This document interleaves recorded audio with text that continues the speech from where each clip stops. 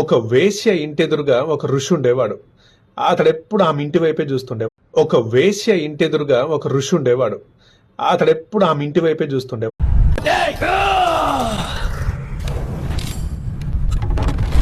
పప్పు దినుసులు గాని కొనుక్కొని సంచులు వేసుకొని పట్టుకొని రావాలి. ప్లాస్టిక్ మాత్రం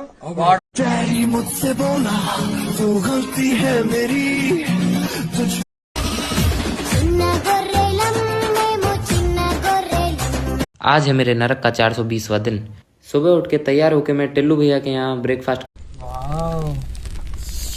తొందరగా అనిరా